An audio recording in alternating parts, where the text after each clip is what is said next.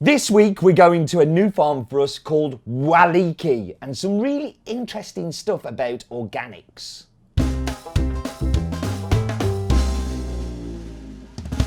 So this week we're going to Waliki. I really like the name Waliki. I don't know why, I just like Waliki.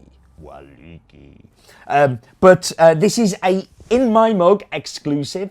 If you are a non-subscriber who likes to watch me ramble about coffees that you might or might not buy, you can't buy this one because it is such a small lot. We've decided to just do it as an In My Mug. It is a brand new farm for us. It was planted first in 2016. It's owned by the Rodriguez family in Bolivia that we know well. We've talked about a lot here, and I talk about a lot outside of here too. But it's one of the smallest farms they've got.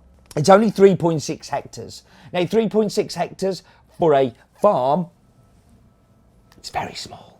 The reason that they bought this small farm and this small plot of land is they've got an idea.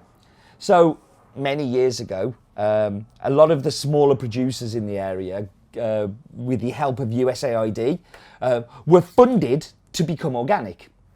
And the reason and the motivation for this was that's the way you get a higher price. So remember last week we talked about the New York commodity price. If the New York commodity price for normal coffee is at 90 cents, then the organic price is probably going to be about 105, 110, which gives you a little bit more money. Unfortunately, this wasn't a very well thought out plan by the USAID people because what organic tends to do is lower yield. So if you have less product to sell, but you sell it at a higher price, well, it kind of still keeps you in that same place. But what's happened is some of the producers have carried on that organic certification, but many of them have let that lapse and have decided they don't want to be part of that anymore. So what the Rodriguez family have done is taken some varietals that they think will work well in Caranavi, and that they think will work well without the need for pesticides and herbicides, try and plant an organic farm to see whether they can find things that will help the people who they are buying the coffee from, who have maintained their organic certification. So organic certification, like what are the pros and cons for being a producer and certifying yourself organic? Well, the pros are higher price. The pros are that sometimes there's a higher demand. Some buyers are exclusively looking for organic coffees. So it can open up a market that may not be open to you otherwise. It's good for the planet. I think we're all become much more aware of our effects on this planet, and spraying poisons and fungicides and all those things that aren't good for it is something that we should discourage. But there are some downsides to this, and the downsides to being organic are lower yield, which I talked about earlier already. You could be fighting Mother Nature. So there are lots of plant diseases out there that can't be solved without the need of some form of aid of chemical. Otherwise, you're going to lose your crop. It's also expensive. So to become certified, you have to pay a certifier to come in and certify you. There has been certification that we got recently, so we could sell things as organic. It cost us 600 quid. Now, okay, maybe not a lot of money, but we were already doing all of the things that they came and inspected before. And that's the same with a lot of the producers. They'll already be doing those organic things. So they need to have a market to actually sell it in, to sell on. And does it taste better? Does it not taste better? I've yet to be proved different either way. But if you're looking for quality, and you're looking for yield and consistency, it can put you at a little bit of a disadvantage as certain things come along. The leaf rust that hit El Salvador back in 2011, it wiped out many of the organic producers that were in the country because they couldn't do anything to stop the leaf rust spreading through. So it really does put you at that disadvantage. Exportation is a little bit harder, and importation is a little bit harder. It has to go through a system that's called traces, so you can actually see, trace back the organic coffee all the way to make sure that it maintains its certification all the way through the process. That takes time and takes a little bit of skill. And lots of phone calls to people, but it is a complicated situation. So there are definitely pluses and minuses for that organic certification. But it's interesting that a farm in Bolivia is trying this, as opposed to an individual that just has had it for such a long time. They've just carried on doing it and left it there. So I think it could be time for us to go and see Roland and ask him, what daft fact do you have for us this week?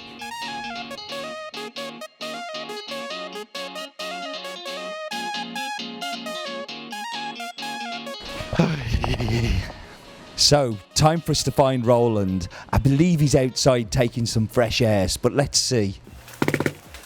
Hello, Roland. Hello, Steve. Do you know how doors are meant to work, that you're meant to be the other way around on them, don't you? We might have to practice that one. We will, but for now, do you have a daft fact for us? I do. Did you know that the word Waliki is an Ayamara word, meaning something like, how are you? It's an everyday greeting. And the correct reply is? Waliki.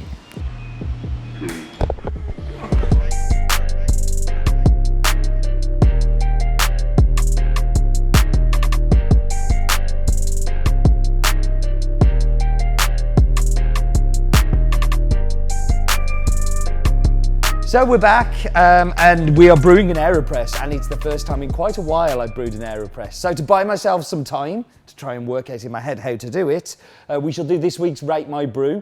This week it comes from Buxton Tap House, which is one of our wholesale customers in Buxton in Derbyshire. Buxton Breweries Tap House, who we're great friends with. I wholeheartedly recommend their porter.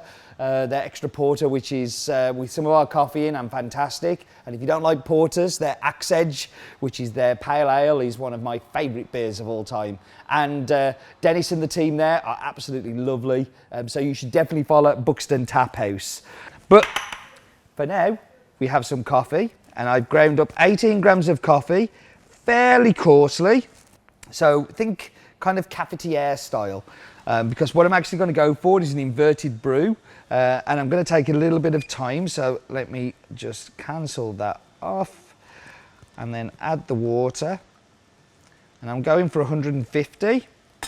If we say 155, because I went a little bit over, that's okay. And I'm going to leave that for around about a minute. If I can set my timer going. Yeah, that's not worked, that's okay. I'm going to wait for a minute. Why has that not worked? So we're nearly at the end of our minute, so I'm going to go into the cupboard and randomly pick out. I like to go to the back this time. Oh wow, I feel like a guest. A very old school mug. This was the first mug I ever had made up in the first ever roastery. Yeah, a little bit of history in that one. So I'm going to screw the top on like so. I'm going to turn it upside down like so. And push. Now, I hear you cry that you haven't added enough water to have a full mug of coffee. No, that's because I'm actually going to dilute. And I'm going to dilute by 50% to give myself a full mug of coffee. Now, I can hear you from here going, that's not the way to make an AeroPress. There is no right way to make an AeroPress. If you follow the instructions from Alan Adler, the guy who invented it, then you were definitely not making coffee. You're making something that you shouldn't really drink. You can say, oh, you shouldn't be drinking this either, and that's fine, but play with your brewing devices. Don't follow the instructions, don't follow the rules. I find this a more enjoyable cup of coffee. You may find something different. So the first flavour that you get on the front end is the acidity, and because I've diluted it, I think you find these flavours a little bit more than if you had the intense brew. And I get like a green melon.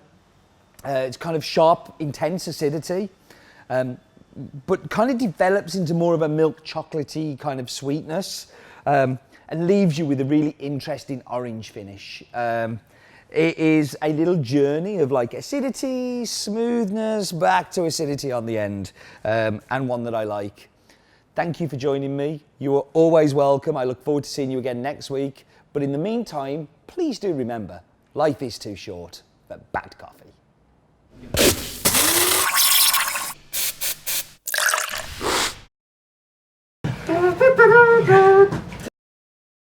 Mighty! And this week I haven't got a photo, so I'm not going to tell you what it is, and I'm going to start again.